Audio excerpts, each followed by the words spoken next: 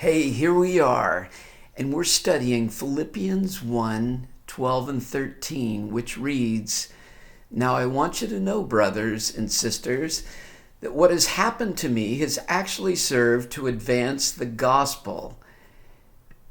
As a result, it has become clear throughout the whole palace guard and to everyone else that I am in chains for Christ." Paul here encourages his readers with a surprising phenomenon. It's the rather or instead phenomenon. Paul's in prison again. The readers first knew Paul from when he was in prison in Philippi, and now they're worried about him because he's in prison again.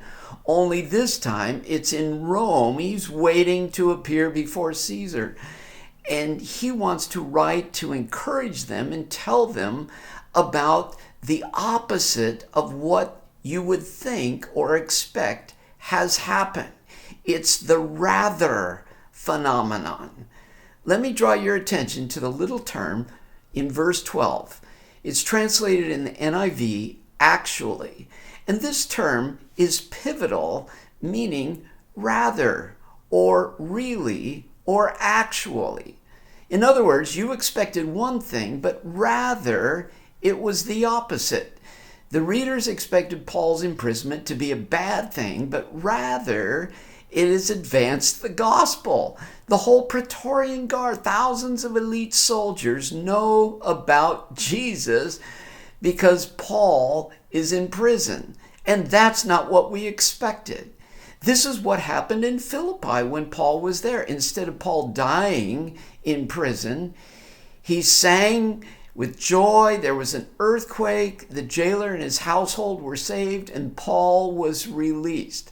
I had a friend. He's no longer with us. He's in heaven. Prem, who was one of the first Christians in modern time to follow Christ in Nepal.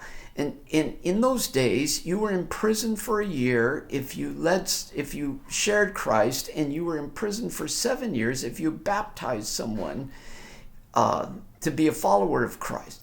And so Prem was in prison, and he shared Christ with the guards.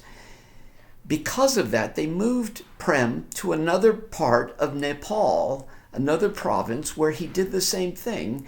And they did this to 12 different parts of Nepal, not realizing they were seeding the gospel throughout the country of Nepal. It's the rather than what we expected things to be. So the Bible is full of these stories.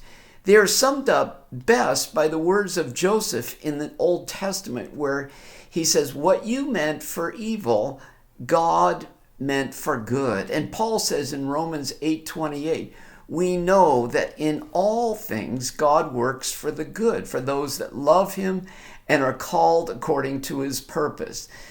The greatest rather story is the story of God turning the crucifixion of our precious Lord and Savior into the resurrection. So what a great perspective. So rather than getting mad at God because he hasn't followed our script, or because we think he's doing something bad or something evil to us, let's wait and see what he's up to. Let's continue to trust him and love him in the hard time. And let's wait for the rather to occur. And often you'll be surprised, but I usually don't see it until I look in my rear view mirror. God bless you.